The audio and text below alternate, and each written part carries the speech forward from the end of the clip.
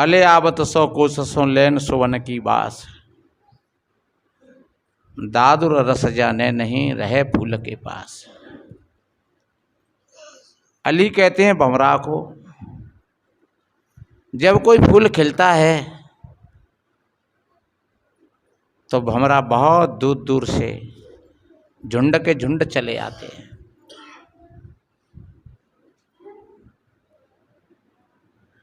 क्योंकि उनके पास में साधन है सुगंधी लेने का, और मेंढकी वहीं पास में रहती है। उसी कमल की जड़ जो कीचड़ में है वहीं पर मेंढकी है, लेकिन उसको ये पता ही नहीं लगता कि फूल कब खिला और कब समाप्त हो गया। और भंवरा बहुत दूर दूर से आए, उन्होंने उस फूल का आनंद लिया। इसी तरीक़ा से जो कोई भी साधक भाई बहन जो ठीक सुनते हैं और समझते हैं, सत्य के मार्ग के जिज्ञासु हैं, जो सत्य के पथ पर चलने के लिए तैयार हैं, वो बहुत दूर दूर से आकर के संतों की वाणियों को श्रवण करके अपने जीवन को आनंदमय बना जाते हैं। भले ही लोग पास में हों, लेकिन उनके पास में आँख नहीं है देखने की, उनके पास में कान नहीं है सुनने के लिए अच्छी बातों को।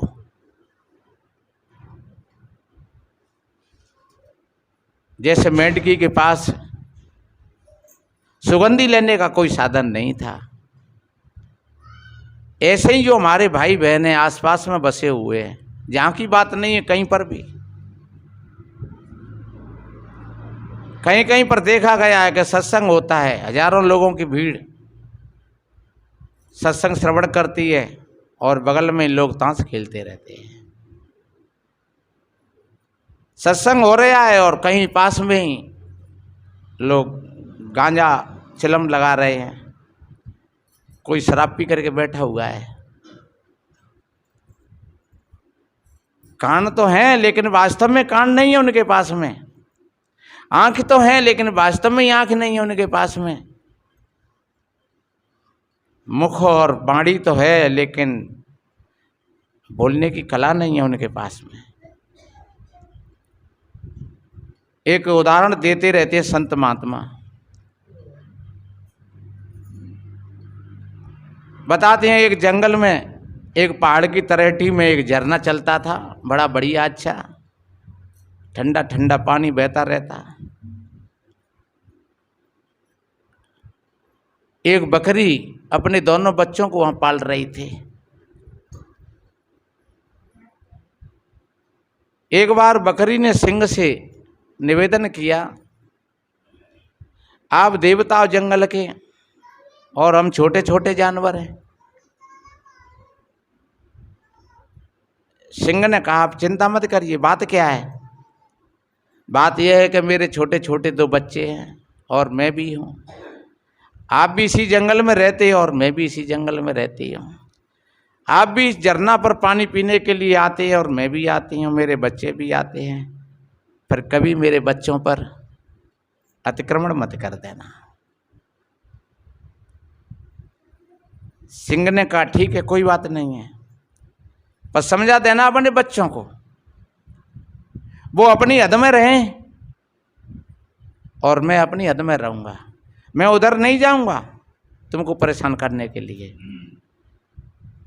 और अगर इधर आ गए तो फिर ध्यान रखना तुम हमारी शिकार हो, फिर दोष मत देना। छह अपनी बकरी अपने दोनों बच्चों को समझाती, बेटा उधर मत चले जाना, झरना को पार करके मत चले जाना उधर। और जब बच्चे पानी पीने के लिए जाते झरना पर, उधर में सिंह देखता, दोनों बच्चों को देख करके सिंह की जीभ पर पानी आ जाता है कि भाई शिकार तो शिकार है, पर क्या किया जाए, हम भी वचनबद्ध हैं। अतिक्रमण तो हम नहीं करेंगे क्योंकि हम भी राजा हैं।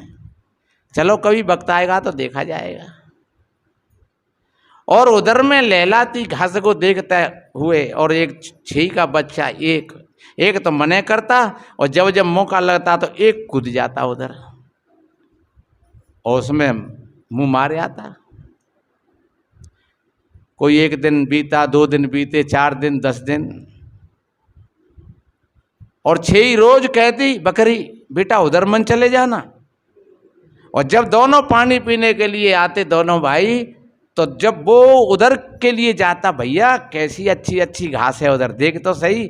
बोले चुप रहे, माताजी ने मने कर दिया है, उधर में बिल्कुल मत जाना, ठीक नहीं पड़ेगा। अरे तू तो पागल है। और वो कूद जाता और उधर में मुंह मार लेता। कई दिन हो गए, एक दिन मौका ऐसा लगा कि उधर वो कूद करके गया, और जैसे सिंह तैयार बैठा था और वो बच्चा बकरा पहुंचा और उसने प्राण पकड़ लिया। एक ही झटका में प्राण पखेरु उड़ गए। अब सिंह ने सोचा कि भाई ये मर तो गया और मैंने मार दिया, और मैंने कोई अन्याय भी नहीं किया है क्योंकि मैंने तो पहले बोल दिया था, पर कम से कम बकरी गरीब नहीं है बेचारी, रोएगी कल, तो कम से कम कह तो आऊँ आते कि मैंने मना किया, तेरा बच्चा नहीं माना और मैंने मार दिया उसको। तब तक एक लोमड़ी आएगी वहां।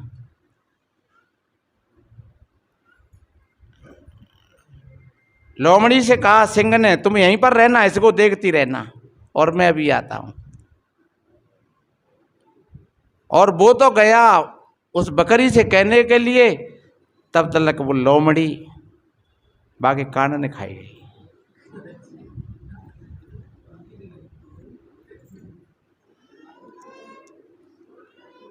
सिंह आयो, देख करके वो छही से बोले आया कि देख मैंने तो अपने वचन का पालन किया, पर तेरा लड़का उधर पहुंच गया तो आज मैंने उसको मार दिया, अब मेरे से मत कहना तू।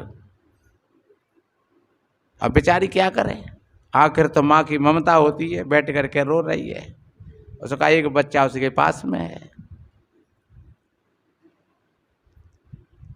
जब तक सिंह वहां आया और देखा तो उसके दोनों कान खबे हुए। सिंह ने कहा लोमड़ी से, कहे तू बड़ी गद्दार निकली, तेने इसके कान खा लिए। लोमड़ी ने कहा हजूर इसके कान थे ही नहीं। बोले तू कैसी बात करती है, क्या कान नहीं थे इसके? बोले हाँ मालिक, कान नहीं थे इसके। तो क्या फिर हमें इसकी माँ को पूछ करके आते हैं, अगर इसकी माँ ने कह दिया तो क्या हजूर फिर हमें जो चाहे सो सजा देना। जाकर के सिंह बकरी के पास पहुंचा और बोला, कहा क्या तुम्हारे बेटा के कान नहीं थे? बोले हाँ सिंह जी, उसके कान नहीं थे, उसके कान नहीं थे। अब आया सिंह और वहां बैठी है लोमड़ी, बोले ठीक है तेरी बात सही निकली, इसके कान नहीं थे। अब लोमड़ी को भी बड़ा आश्चर्य हुआ कि इसकी माँ बकरी कैसे झूठ बोल गई, जबकि कान तो मैंने खाए ला इसके, और फिर भी बकरी झूठ बोल गई। अब मैं जाती हूँ, मैं कहूँगी उससे। अब लोमड़ी आई और लोमड़ी ने जाकर के कहा बकरी से, क्यों तू झूठ क्यों बोली, क्या तेरे बेटा के कान नहीं थे? बकरी ने कहा हाँ कान नहीं थे। तो क्या कान थे वाके मैंने खाए हैं? अरे कि तेने भी ऊपर के चमड़ा के छिलका खाए होंगे, कान नहीं आते वाके। अगर कान होते तो मैं बातें रोज कहती, तो वो बात पर नहीं जातो, क्योंकि उसने मेरी बात को कभी सुनाई नहीं, इसीलिए तेने खाए ले होंगे। तो वे चमड़ा के छिलका नहीं खाया ही होगी। तो ये चमड़ा के छिलका कान थो रही हैं। अरे कान तो एक भीतर का यंत्र है जो किसी चीज को पकड़ता है और पकड़ करके वो भीतर पहुंचाता है। तो ये तो ऐसे छर्जे है कि सुरक्षा के लिए है, वास्तव में ये कान नहीं है जो दिख रहे थे। अरे कान तो भीतर में है, जो किसी चीज को सुन करके और वो भीतर अपने मालिक तक उस बात को पहुंचाते हैं, उनको कान कहते हैं। सज्जनों, ये तो उदाहरण है। रामायण में एक बड़ी अच्छी बात कही कि तिन कर महा मोह मद माना, तिन कर कहा करे नहीं काना। वास्तव में जिनके भीतर में, जो जिनका हृदय विकारों से भरा हुआ है, उनकी न आंख काम करती हैं, न उनके कान काम करते हैं, न उनकी जिह्वा काम करती है, न उनका मुख काम करता है, न उनके हाथ काम करते हैं। क्योंकि जो भीतर में जो स्वार्थ और प्रलोभन की वृत्ति है, जो मद और मोह और मान और अहंकार से जिनका चित्त भरा हुआ है, सज्जनों, उनकी ये सारी की सारी इंद्री और विफल हो जाती है। इसलिए मेरे बहन भाइयों, लोमड़ी का मतलब क्या है? अरे लोमड़ी का मतलब है हमारे अंदर की वासना, हमारी अंदर की जो वासना है वो हमारी सारे आंख और कानों को बंद कर देती है। इसीलिए किसी कवि ने कितना बढ़िया कहा है, विद्वान ने कहा है, अच्छा मैंने पहले भी कहा था कि काम अंधा होता है, क्रोध बहरा होता है, लोभ नंगा होता है और मोह लंगड़ा होता है। सज्जनों, हमारी इंद्री जब भी काम करती हैं जब हम भीतर से हमारा हृदय निर्मल होता है, पवित्र होता है, तो गुरु का ज्ञान वहीं पर काम करता है। हमारे अंदर की जो आदतें हैं, हमारे अंदर का जो अहम है, और ध्यान रखो उस अहम में सारी विद्या और कला, जो जितनी विद्या हैं, जो जितनी कला हैं, वो हमको सुख और शांति के लिए हैं, लेकिन कभी कभी वही हमारे दुख का कारण बन जाती हैं। एक बात और ध्यान में आई, कोई एक पंडित काशी में पढ़ कर के आए थे। कबीर साहब जी ने कहा है, विद्या वेद पढ़कर अहंकारा और अंत काल मुख फाके छारा। पढ़े लिखे क्या कीजिए मन बोरा हो, और अंत बिलैया खाए समझ मन बोरा हो। विद्या का गुण तो है विद्या ददात विनयम, विद्या का गुण तो विनम्रता है, ज्ञान का अर्थ विनम्रता है। अगर विनम्रता नहीं आई तो विद्या का मूर्खता इकट्ठी कर ली। अगर विनम्रता नहीं आई तो समझ लो कि वो अहंकार इकट्ठा कर लिया, और उस अहंकार से तो किसी का भला होने वाला नहीं है। तो मैंने बोला कि काशी से पंडित पढ़ करके आया, और आकर के और वहाँ नदी पर एक नाविक बैठा था। उस नाविक से कहा, भैया क्या हमें पार करोगे? बोले हाँ बैठिए। पंडित जी ने पूछा, क्या तुम पढ़े लिखे हो कि नहीं? हिंदी जानते हो? केवट ने कहा, भैया मैं तो नहीं जानता हूं, मैं पढ़ ही नहीं पाया। तो तुम्हारा 25 पैसा भर जीवन खराब है। 25%, 100 में से 25% खराब है। चलो कोई बात नहीं है, तो 75% तो है। तो क्या तुम उर्दू इंग्लिश जानते हो? कि नहीं, जब हिंदी नहीं जानता हूं तो फिर उर्दू और इंग्लिश कहां से आएगी? तो फिर तो तुम्हारा 75% जीवन बेकार। चलो ठीक है, कोई बात नहीं है।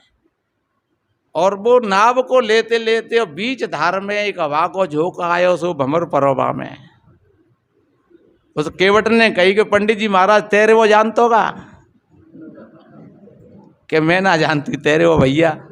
तो कमी तो 25% तो बच रहे हो, और तुम्हारा 100%। अब कोई आशा नहीं है बचने की। तब पंडित ने कहा कि भैया अरे कुछ भी कर, कैसे भी कर, लेकिन अब क्या करे, ऐसा भंवर पड़ा तो केवड़ तो कूद और पार, और वो भागे वहीं भंवर में चले गए।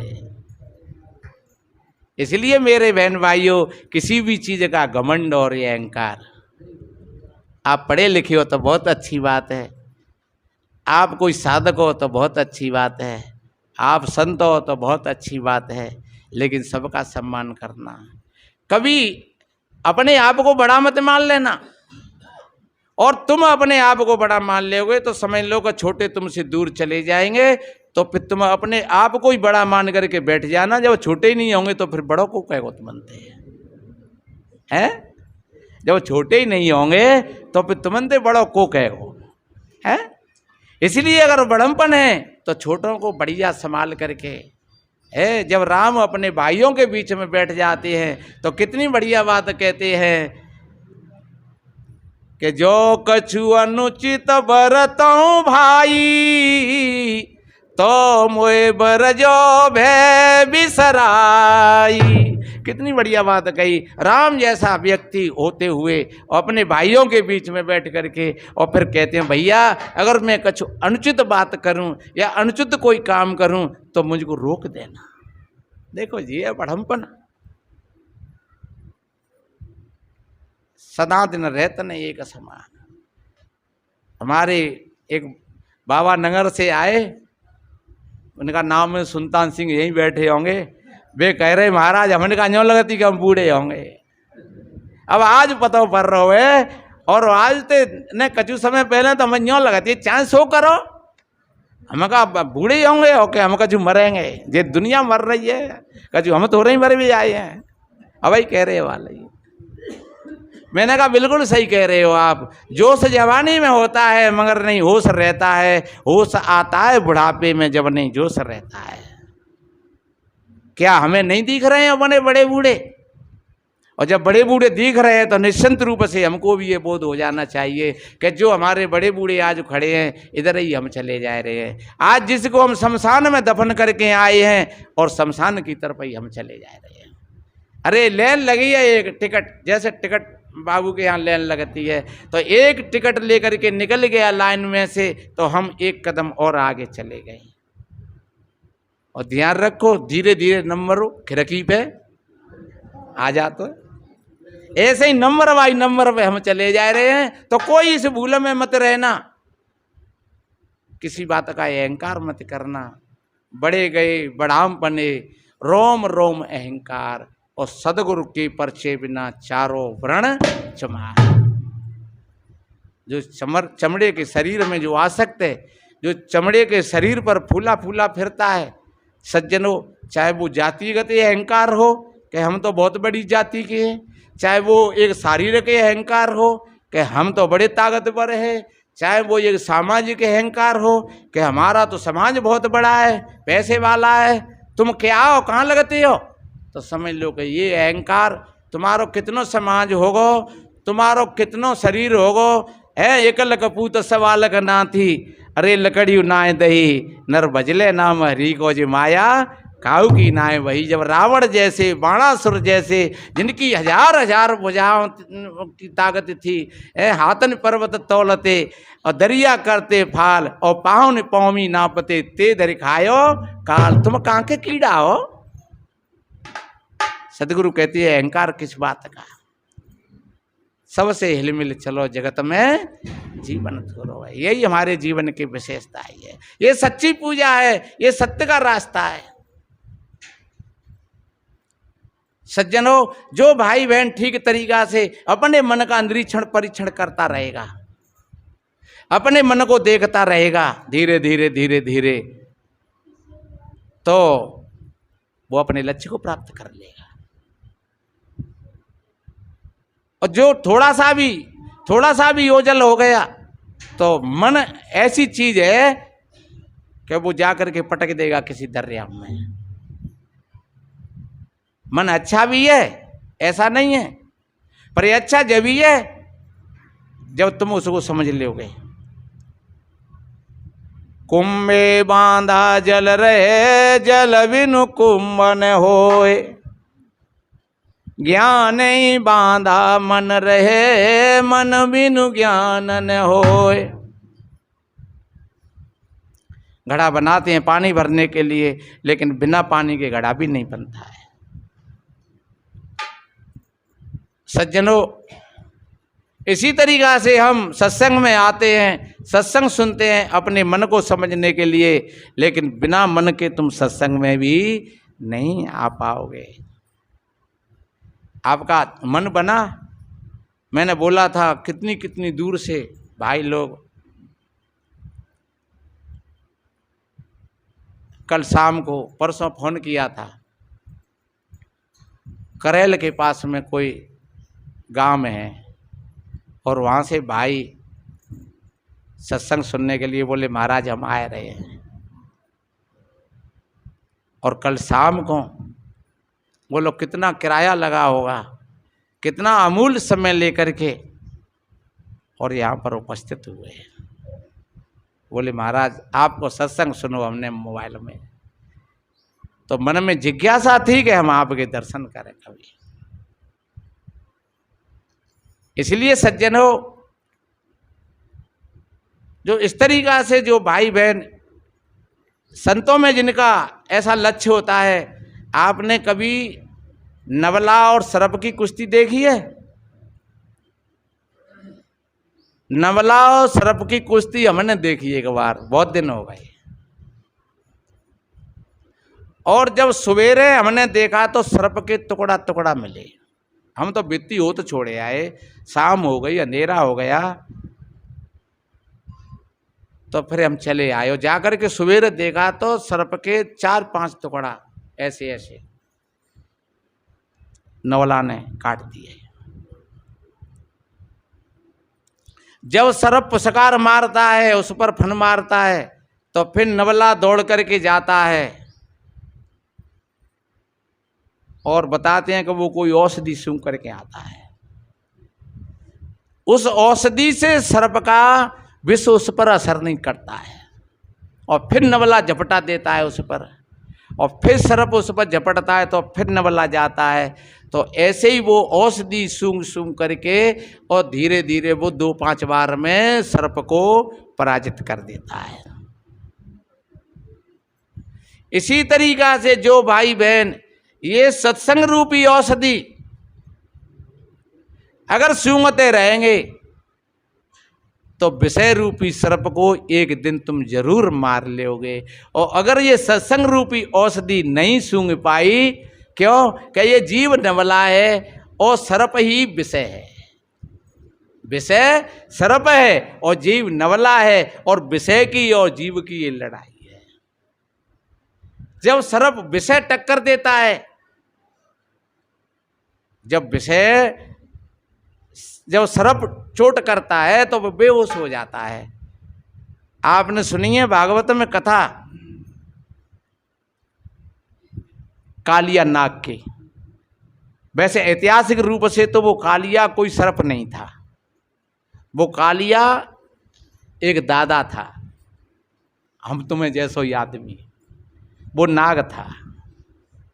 आज भी नाग लोग हैं, वे नाग जे नहीं जे चले वारे रहेंगे वारे, जे नहीं जो नागालैंड बसा हुआ है वो नागों का है। कभी नागों की राजधानी थी नागपुर में, नागपुर वो नागों की राजधानी से ही उसका नाम नागपुर है। नागालैंड में नाग लोग ही रहते हैं। जो कुंती थी पांडवों की माँ, वो नाग कन्या ही थी, और जो अर्जुन को जो अलूकी जो नाम की लड़की ब्याई, वो भी नाग कन्या ही थी। ये तो बनाए तो और रूपक ऐसा। हनुमान जी कोई बंदर थोड़े ही थे। अब हनुमान जी, एक बात बताओ, बंदर होते तो हनुमान जी का तो पूंछ लगाई थी, पर अंजनी के पूंछ क्यों नहीं लगाई? अरे अंजनी क्यों तो पूंछ होनी चाहिए थी, हैं? अंजनी तो एक सुंदर लड़की बताई है और हनुमान जी का पूंछ लगाई थी। तो ये जितनी हम जातियों के नाम लेते हैं, चाहे वे नाग हों, गीद हों, 12 हों, 12 जो कहते 12 भगवान। अरे 12 जो सोरों है नहीं, सुगर क्षेत्र बोलते हैं उसको, 12 जिला पड़ा हुआ है। तो कभी 12 नाम का राजा था वहाँ पर। 12 जाति के लोग रहते थे वहां पर। तो ये समस्त जातियां थीं, ये जनावर नहीं थे। चाहे वे काग की बात कही हो, चाहे गरुड़ की बात कही हो, चाहे बानर और रीछों की बात कही हो, चाहे वो नागों की बात कही हो। इसलिए ऐतिहासिक रूप से अगर देखते हैं तो वो कालिया नाग था, वो सर्प नहीं था। वो दादा टाइप का एक व्यक्ति था जिसको भगवान कृष्ण ने और वहां से उसको खदेड़ा था। जो खंडेर जो वन था वहां भी नाग लोग ही रहते थे, जिनको अर्जुन ने परास्त करके और भगाया था उनको। पर हम तो उसका आध्यात्मिक अर्थ बताने के लिए जा रहे हैं। वो कोई हो, हमारा जो अर्थ है वो हमारा अर्थ ये है कि ये नाग क्या है, कालिया नाग, ये हमारा विशैला मन ही कालिया नाग है। और जब ये कालिया नाग जब पुरस्कार देता है, ये विषाक्त पुरस्कार, तो हमारी इंद्रियां सब विषयों की तरफ दौड़ने लगती हैं। ये इंद्री ही गौ हैं, गौ माने इंद्री।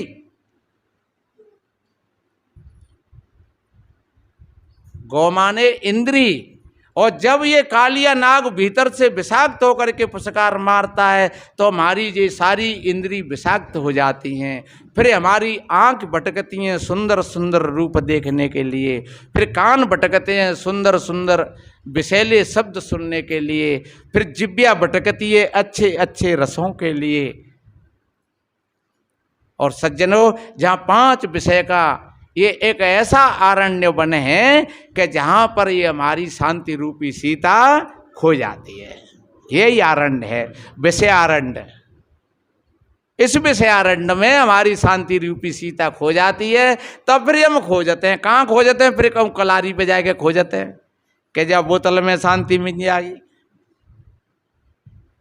कहूँ जाकर के वह गांजे की चिलम में खो जाते हैं, कहूँ भांग में खो जाते हैं, कहूँ बीड़ी सिगरेटन में खो जाते हैं, कहूँ गुटकन में खो जाते हैं, को स्त्री को पुरुष में खो जाते हैं, को पुरुष को स्त्री में खो जाते हैं। क्योंकि जुबा का मूल था। सदगुरु कबीर साहब जी ने कहा कि धरी कहीं ढूंढे कहीं और कहीं विधि आवे हाथ, सज्जन सोई सराय ये जो पारख राखे साथ। भेदी लीना साथ में तव दीनी वस्तु लखाए, कोट जन्म का पंथ था पल में पहुंचा आए। इसलिए वो धरी तो कहीं पर और हम देख कहीं पर रहे। कहां धरी वो? एक रानी को काऊ हार खोएगो और वह हार को चील ले गई। अब मेलन में बड़ा हड़कंप मच गया कि भैया रानी के महलों में से चोरी है गई और हार चला गया। अब रानी रोए हार के लिए। राजा ने कही कोई बात नहीं है, खो जाने दे और बनवा देंगे। अरे जी 10-20 तोले को हो, अब की आधी किलो को बनवा देंगे, चिंता कई बात की है। रानी ने कही लेंगुई तो भाई हारे लेंगुई और नहीं मत जाऊंगी। राजा ने डोडी पिटवाई दी शहर में। हमारी रानी साहब के जो कोई हार को खोज करके लाएगा उसको हम अपना आधा राज्य दे देंगे।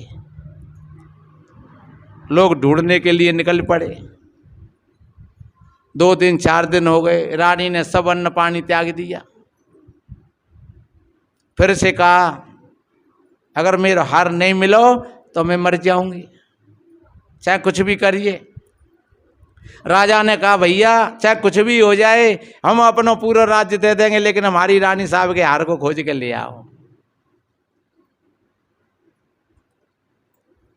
हुआ ऐसा कि उस हार को ले जा करके कोई एक नाले के किनारे पर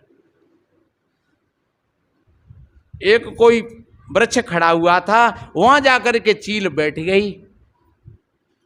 तो उस वहीं पर उसका घोंसला था और वहीं वो बैठी तो वो एक डाली पर वहीं लटक गया। अब कछु जो खोजी लोग होते वो देख रहे। एक सिपाही की निगाह पड़ गई तो बाकी छाया दिख रही वहां में पानी में। अब नाले को पानी, सिपाही ने सोची हार तो हतो है यार, पर जा में गड़बड़ होगा मामला, पर है जाए गड़बड़, राज तो मिल लो है। देखिए इसको लोभ कहते हैं।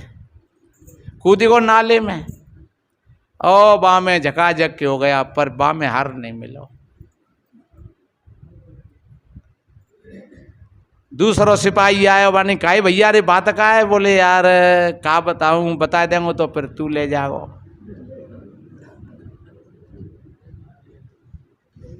अब बेचारो परेशान हो गया, तो फिर आखिर से कहनी पड़ी यार देख जा में जी हार पड़ो है, अगर जी हारो हमें मिल जाए तो फिर हमें राज्य मिल जाओ राजा को। सो बो कूद परोवा में एक दिन आवो, दो दिन आवो, ते आवे ते तो राजा के 10-20 सिपाही भाई में नावे रोज।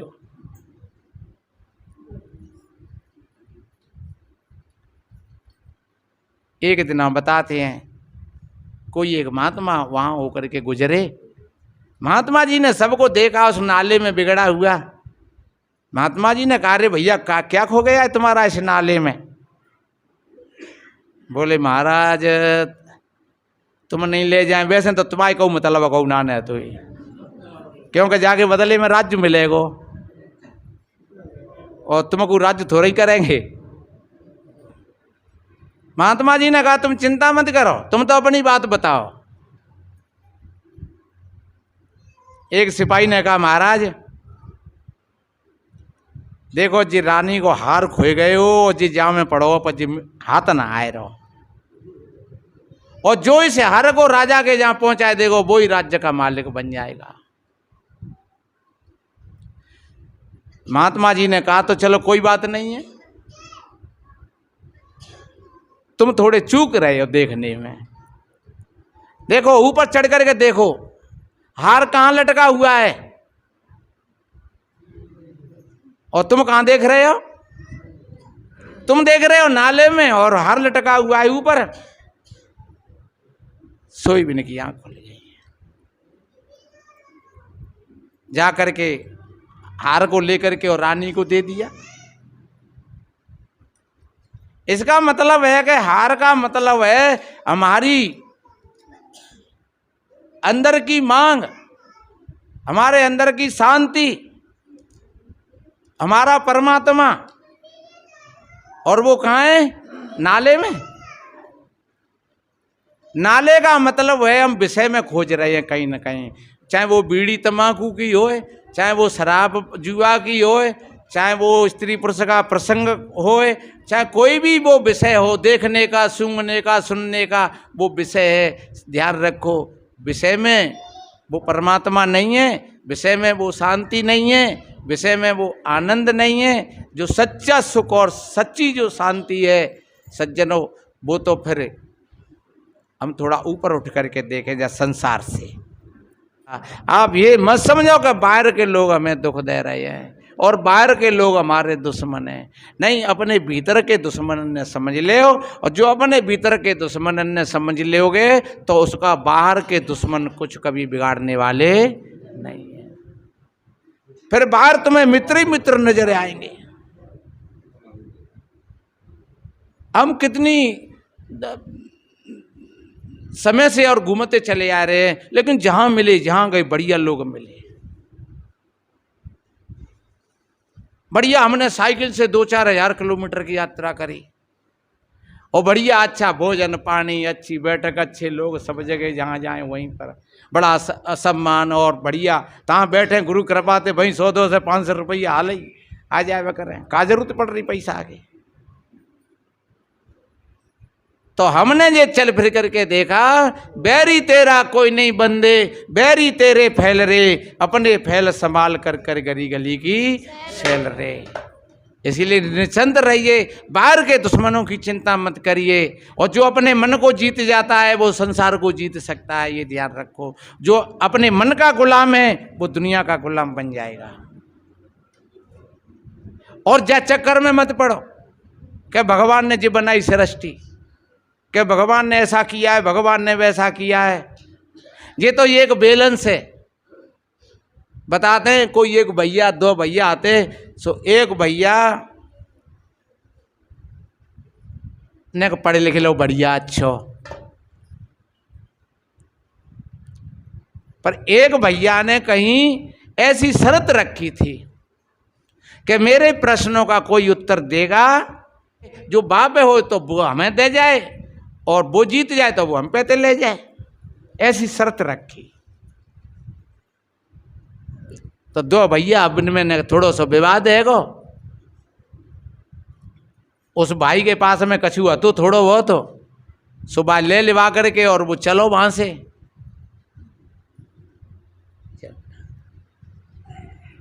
तो जाकर के बा ने लिख राखी कि कोई भाई हमसे दाव लगावे और हमारी बात को उत्तर दे तो भाई हम दोनों देंगे, और अगर उत्तर नहीं दे हो तो फिर हम बात को जो कुछ होगा सुबह पे ले लेंगे। बा ने सोची वहाँ पे घोड़ा तो कछु 2-5 हज़ार रुपया होंगे, कछु कपड़ा लत्ता होंगे। बा ने कही भैया हम देंगे तो ये बातों को जवाब। बुने का पढ़ो लिखो हतो, उसका घमंड भी था उसको। बा ने कही बताए जी दत्ती काय पर रखी है, वो गैया के सींग पे, और गैया काय पे ठाड़ी है, कहीं सांप के फन पे, और कहीं सांप कहाँ है, सो चुप है वो। चल हटे की तो पहनाने आवे तो कछु सुबह घोड़ा वाई रुपया भैया ले ले वाने। और हरेक दे यही प्रश्न रखे, बताए तू कहाँ ठाड़ो है? धरती पे। धरती कहीं पर रखी है? गाँव के सिंह पे। गैया कहीं पर खड़ी है? कि सांप के फन पे। और सांप कहाँ है?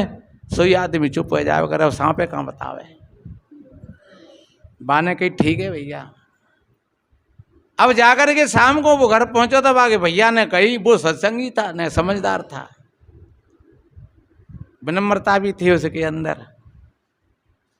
वो जाकर के पहुंचो बाने कही भैया कहाँ थे? घोड़ा घोड़ा तू तो सवेरे रूट गए यहाँ से चलोगो, घोड़ा हुए लेगो, पैसा पैसा निकाल लेगो, अब वहीं भौजाई ते लड़ेगो। बाने कही भैया बात ऐसी ऐसी है गई और मैं तो हारेगो सब है। वो एक भैया है वहाँ और वो ऐसी शर्त लगातो है और वो कहतो है कि बताए तू काहे पे ठाड़ो है? धरती काहे पे रखी है? फिर वो काहे पे वो काहे पे? सो भैया मैं तो हारेगो बाजी बात है। आए बाने की बाबरे चल गईला सवेरे मैं देखा तो अब वो गया। सो वो घोड़ा ले गो अपन कहूँ नाथने को तमाशो है रो। सुबह डमोला नाम है वाको सांप बाने की भैया रे तू 10-20 रुपया ले जा सांप है मन दे दे। सुबह सांप ले गो जा करके और वहाँ पहुँच गो के भैया रे हम खेलेंगे ला तो जुआ तो के तो पे होगो ताय ले लेंगो। हाँ के मो पे होगो ताय तू ले लिए अन तो पे होगो ताय सब मैं ले लेंगो। तो ठीक है बता तो के तू काय पे बैठो है? के घोड़ा पे। और के घोड़ा काय पे? के जमीन पे धरती पे। और धरती कहाँ है? काय पे रखी है? के गैया के सींग पे। और गैया काय पे ठाड़ी है? के सांप के फन पे। और सांप काय पे? के घोड़ा पे। क्यों डमोला ना धरो नहीं आप है घोड़ा की पीठ पे डमोला ना धरो। हाँ सांप कहाँ है? के डमोलना में। के डमोलना कहाँ है? के घोड़ा की पीठ पे। और घोड़ा कहाँ है? के धरती पे। धरती कहाँ है? हरे के तो हवाला कही तो थी गैया के सींग पे। गैया कहाँ है? के सांप के फन पे। सांप कहाँ है? के डमोलना में। डमोलना कहाँ है? के घोड़ा की पीठ पे। घोड़ा कहाँ है? के दे दूंगा ला गई भाई सब है कई तन कल ले लोता है। तो इसी तरीका से ये एक बैलेंस विधि है, एक से एक सदा हुआ है। ये ऐसा नहीं है कि किसी ने कोई नियमित रूप से कहूँ न कहूँ पर रखे हों, ऐसा भी नहीं है कि गैया पे जी पृथ्वी रख। हाँ गैया के सिंह पर ऐसा भी नहीं है। कहते हैं शेष के फन पे। शेष का मतलब कहते हैं जो बचा हुआ, शेष कहते हैं बचे हुए को। हमारा शरीर काय पे खड़ा हुआ है? हमारे अंदर में शेष है। शेष का मतलब है बचा हुआ धन। और बचा हुआ कौन सा है? जो जामित निकट जातो है वही बचो है और बाकी को सब मिट जातो है। बाकी को सब मिटत जातो है, और जो बच रहा है सो शेष है। और बच को रहा वो बच रहा जिसको हम आत्मा कहते हैं, चेतन कहते हैं, परमात्मा, वो बच रहा और बाकी का सब बदल गया। इसलिए मेरे भाई बहनों, विशेष करके और इसके चक्कर में नहीं पड़ना चाहिए। हमें अपने जीवन में अच्छी बड़ी ध्यान करना चाहिए, उस साधना करना चाहिए, शाम सवेरे बैठना चाहिए, अपने मन का निरीक्षण परीक्षण करना चाहिए। और जो भाई बहन ठीक तरीक़ा से अपने मन का निरीक्षण परीक्षण कर लेते हैं, वो इन सारे द्वंद्वों से और सारी मान्यताओं से, सारी कल्पनाओं से, सारी भय और चिंताओं से वो लोग मुक्त हो जाते हैं। भय और चिंता का कारण कोई और नहीं है। भय और चिंता का कारण कोई और नहीं है। भय और चिंता का कारण अपना अज्ञान और अपना गलत काम। यहां कितने लोग बैठे हैं और अभी कोई एक पुलिस का सिपाही आ जाए और जो चोर होगा तो वो अपने आप कपड़े में लग जाओ, कहे तो मुझे पकड़ में आए है। जो चोर होगा बाकी रोंगटे खड़े हो जाएंगे। एक छोटी सी बात और ध्यान में आएगी, ये फिर पूरा करेंगे। बताते हैं, एक सुभान नाम का एक मियाँ था, सुनी हुई कहानी जी कई बार। सुभान मियाँ जवान का हल्का था, चटोर था, खा गया कोई गंदी संदी चीज, वैसी पेट खराब हो गया। बार बार लेटरिन के लिए जाए, थोड़ी धूप पड़ रही थी, बगीचा में लेटरिन करने के लिए बैठा तो एक हवा के झोंका से और एक बेर टूट करके गिरा, और बेर वो बढ़िया था, सुंदर था। उसने ले लिया हाथ में उस बेर को। अब देखते देखते सोच तो ये रहे होगा कि चलो घर पे देख लेंगे, पर इसी को कहते हैं बेहोशी। और पता ही नहीं लगा वो बेर मुंह में चला गया। लेटरिन भी कर रहा है और बेर भी खा रहा है। शाम को कोई कार्यक्रम था गांव में, उस कार्यक्रम में वेश्याएं आई।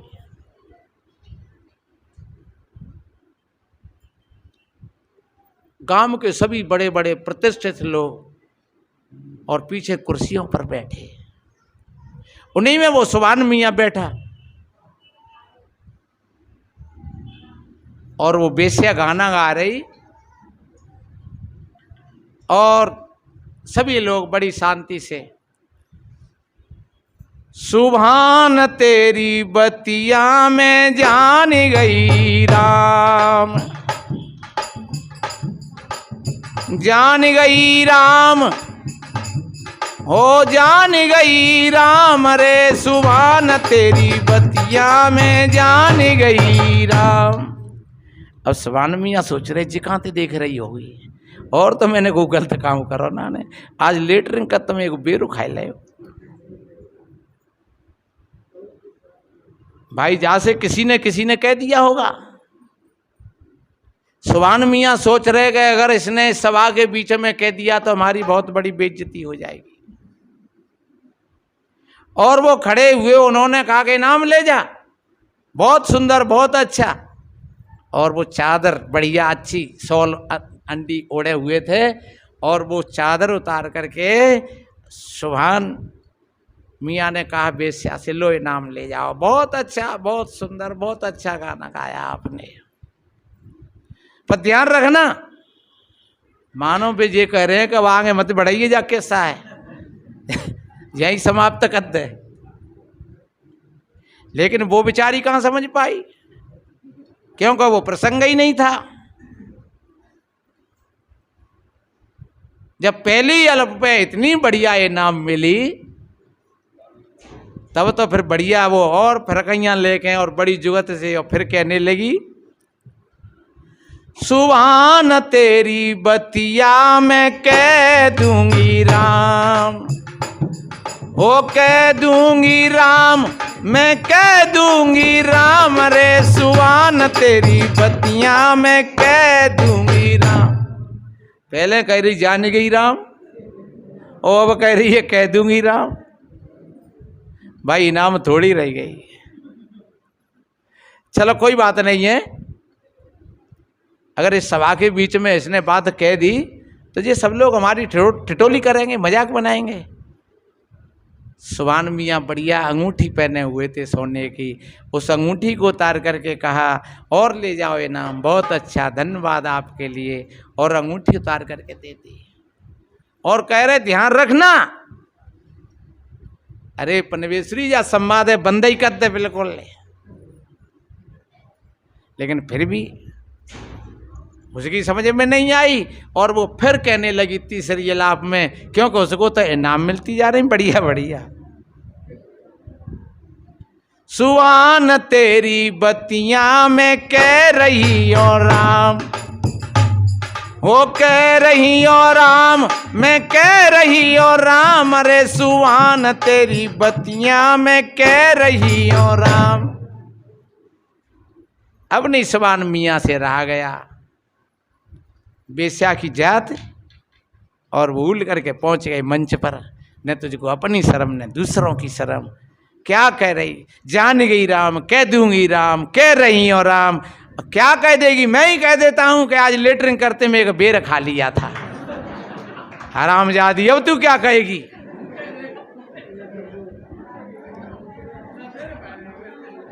उस बेस्या ने हाथ जोड़े, मालिक मुझे नहीं पता है कि तुम कब लेटरिंग करवे गए, तुमने कब बेर खाया हुआ है।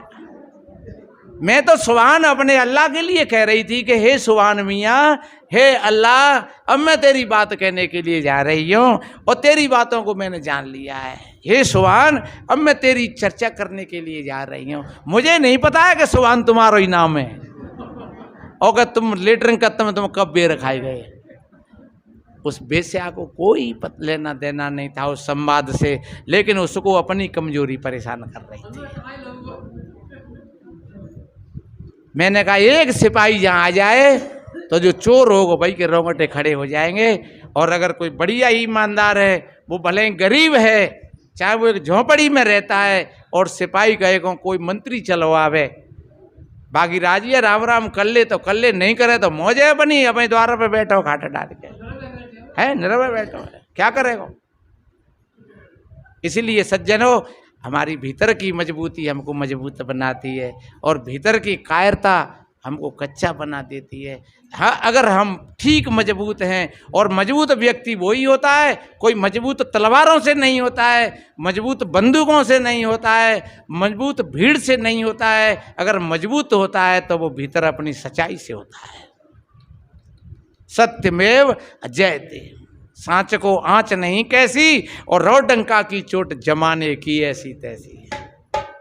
आप निर्भय होकर के रहिए सज्जनों, पर अपने जीवन को बढ़िया आप शाम सवेरे अपने मन का निरीक्षण परीक्षण करिए। आज हम कितनी बार कहीं गलत बोले हैं, या कहीं हमने किसी से कोई गाली दी है, या कहीं किसी के साथ हमने कोई गलत काम किया है। और आप बैठ करके अपने मन का निरीक्षण परीक्षण करोगे और देखते रहोगे, और देखते देखते आपका मन निर्मल होने लगेगा, पवित्र होने लगेगा। आपके मन की जो तरंगें हैं वो पकड़ में आने लगेंगी, और जो तरंगों को तुम पकड़ना शुरू कर दोगे, आपकी आदत ऐसे गिर जाएंगी जैसे मरे हुए पशु को और वे कलीली छोड़ जाती है, क्योंकि उसके शरीर में रक्त नहीं रहता है, और जब रक्त नहीं रहता है तो कलीली काये खागी, फिर काये पिएगी, वो अपने आप छूट के जाएगी। इसी तरीक़ा से जब हमारा मन निर्मल हो जाएगा तो सज्जनों, हमारी जो आदतें हैं वो अपने आप हट जाएंगी।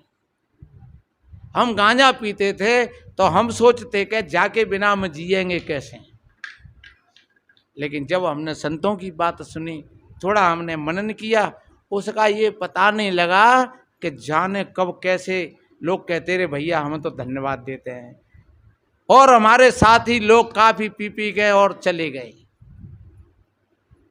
ध्यान रखो, कोई भी आदत हो हमारे भीतर में, चाहे वो किसी प्रकार की हो, सज्जनों, हम एक एक चीज को अगर समझ करके त्याग करेंगे तो हमारा मन अपने आप शांत होता चले जाएगा। क्योंकि मन एक समुद्र है और समुद्र में जितने जीव जंतु होंगे उतनों ही वह पानी में मचाएंगे भी ज़्यादा ज़्यादा, और समुद्र में जितने भी जीव जंतु नहीं होंगे और पानी पानी होगा और कोई हवा नहीं होगी तो न कोई तरंग होगी और न उसमें कोई हलचल होगी, तो अपने आप पानी शांत रहेगा। तो ये हमारा मन समुद्र है। मन सायर मनसा लहर भय कतु मत जाओ। सज्जनों, मन सायर है और मनसा लहर है। जो मन की इच्छा है वो लहर है और वो लहर ही उसको उत्तेजित करती रहती है।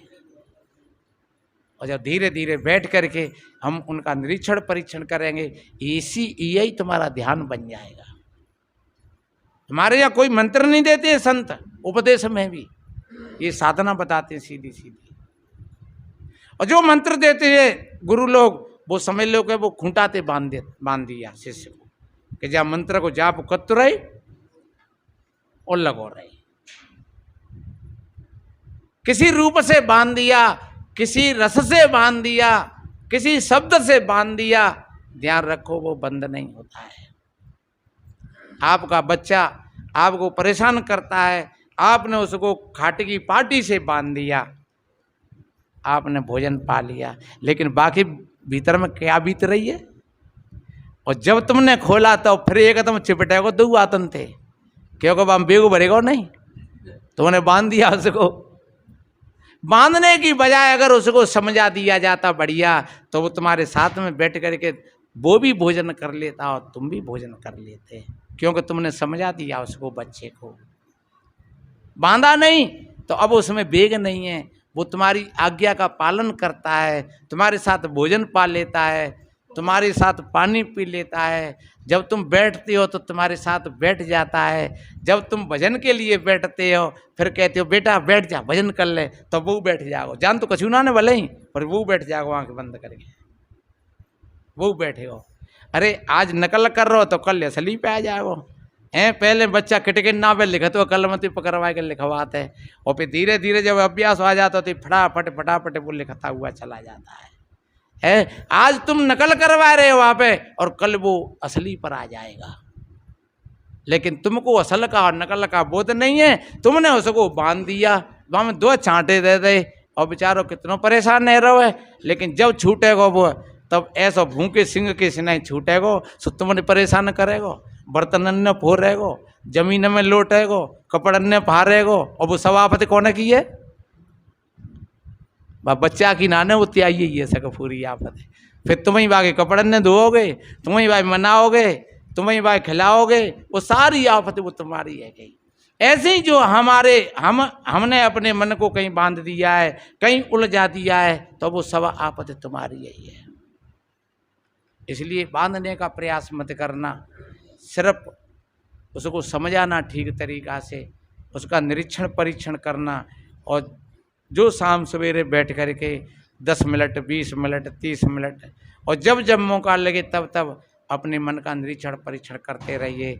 धीरे धीरे आपका मन शांत होने लगेगा, आपको शांति, अगाध शांति। ध्यान रखो, पूरा काम हो गया, मानव जीवन का सार मिल गया, मन ठहर गया। सज्जनों, कितने भाई लोग कहते हैं महाराज हम जब बैठ जाते तो हमारा मन बहुत दौड़ भगता है। वक्त आएगा तो अब की हम बताएंगे, समय अपनी ओर है।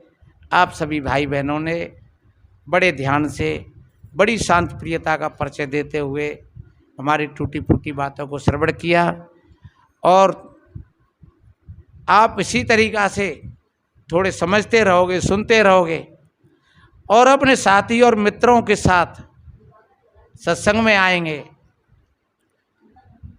एक ऐसा नियम है, एक शराबी अपना साथी बना लेता है। आजा रे, ए पी ले आजा, मरे के जिए, और वह प्याज दे 2 दिन वह फ्री प्याज देगो, तीसरे दिन जो कह देगो कागज नौकर लगे ले आ तू यार पैसा है।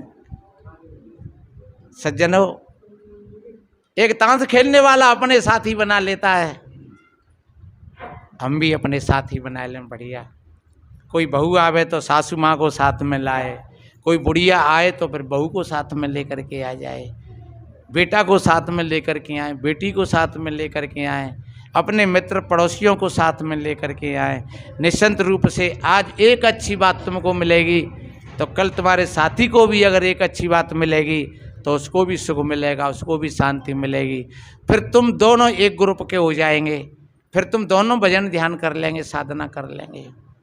एक जगह एक आदमी भैया कह रहे महाराज का करो जाए, हम तो हैं जय गुरुदेव बाबा के चेला और हमारी पत्नी है एक वैष्णव पंडित तेवा ने दीक्षा ले ली है, तो हम तो बैठते ध्यान कर रहे भजन कर रहे आँख बंद करके और वो टुनटुनी बजाते फिरते फिरे, तो बाकी टुनटुनी वो टुनटुनी बजाते हैं और हम ध्यान करते हैं। तो फिर हमें गुस्सा आते भीतर थे, क्या तूने कहा पीछे ही बजा ले करे या टुनटुनी है, तो तुमने को पीछे ही बैठ जाए करो।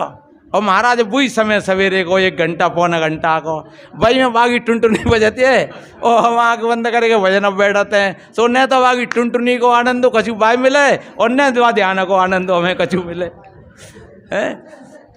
अच्छा, इसलिए मतलब वो वे दोनों पति पत्नी एक ही के होते, चलो वे टुनटुनी बाई गई सही, तो वे दोनों ही टुनटुनी बजाते बढ़िया आराम होते, तो वह टुनटुनी को ही नए का आनंद मिल जातो। या दोनों ही को ध्यानस्थ सदगुरु के उपासक होते तो वे दोनों ही ध्यान करते बढ़िया बैठ करके, तो वह ध्यान को ही आनंद मिल जातो। पर न खुदाई मिला न विशाले सनम, न इधर के रहे और न उधर के रहे, वे टुनटुनी हलाते रही और वे कोरी में आँख बंद करके बैठ जाते। मज्जा तू पीछे पड़ गई है, भजन ना करना देती तो मज्जा हो वही कर रहे हो, कहते मन तो मज्जा हो जंगल में चले जाओ ऐसे ही भजन करना हो आगे बंद। तो मेरे भाई बहनों, वास्तव में हमें बढ़िया कहीं एक कोई ऐसे संत की शिक्षा हो परिवार में, तो वही शिक्षा बहू पर हो, बेटा पर हो और सास पे हो, वही परिवार पर हो, तो सभी एक धारा में फिर बहें। इसी को समता कहते हैं। जहाँ सुमतता संपत्ति नाना और जहाँ कुमतता विपत्ति निधाना। संतों का तो यही भाव रहता है, सर्वे भवन्तु सुखिनः सर्वे सन्तु निरामया सर्वे भद्राणि पश्यन्तु मा कश्चित् दुख भाग भवेत्। सभी के जीवन में आनंद हो, सभी का मंगल हो। इन्हीं शुभ मंगल कामनाओं के साथ बोलिए श्री सद्गुरुदेव साहिब बंदगी।